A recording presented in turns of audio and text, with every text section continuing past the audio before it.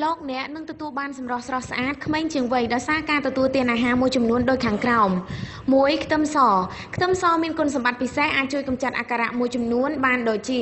ប្រើជាថ្នាំបណ្តេញខ្យល់ចេញពីក្នុងពោះវៀនបំបត្តិរោគក្អកកាត់ស្លេសនិងជួយរំលាយអាហារក្រៅពីនេះខ្ទឹមសមានសារជាតិ L-Theanine ដែលជួយកាត់បន្ថយជាតិខ្លាញ់ក្នុងឈាមឬហៅថា cholesterol ការទទួលទានខ្ទឹមសក្នុងមួយថ្ងៃ1 ទៅ 3 កំពឹសអាចជួយការពាររោគបេះដូង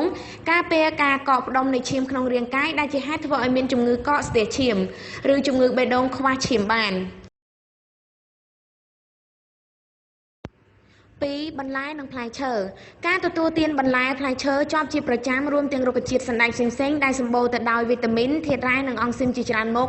អាចជួយពង្រឹងកោសិកាក្នុងរាងកាយឲ្យរឹងមាំសាច់ដុំហាប់ណែននិងស្បែកតឹងណែនល្អ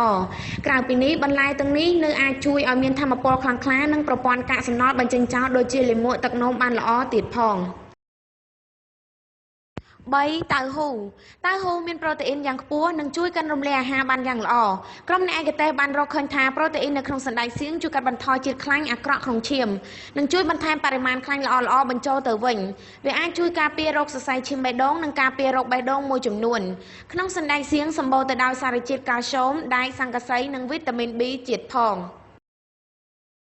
4. ត្រីសមុទ្រមានដូចជាត្រីសាម៉ុនត្រីធូណាត្រីសាឌីនជាដើមមានអាស៊ីតខ្លាញ់អូមេហ្គា 3 ដែលក្រុមអ្នកស្រាវជ្រាវបានរកឃើញថាត្រីទាំងនោះអាចជួយការពាររោគបេះដូងឈាមទ្បៀតតូចជួយការពារដល់ការធ្វើការងាររបស់ប្រព័ន្ធខួរក្បាលនិងកាត់បន្ថយជំងឺលើឈាមក្នុងត្រីសមុទ្រមានជាតិខ្លាញ់ម្យ៉ាងឈ្មោះត្រៃគ្លីស៊ីរ៉ៃអាចជួយថែរក្សាចលនាចង្វាក់បេះដូងឲ្យមានដំណើរការលោតបានល្អហើយក្រៅពីនេះនៅមានសារជាតិអាចជួយការពារមិនឲ្យកោសិកាធ្វើការងារខុសប្រក្រតីទៀតផង 5 គឺតែជួយកាត់បន្ថយភាពចាស់និងធ្វើឲ្យមានអាយុយឺនយូរជាពិសេសតែបៃតងក្រៅពីការពាររោគសរសៃឈាមបេះដូងហើយនៅអាចកាត់បន្ថយជាតិខ្លាញ់ក្នុងសរសៃឈាម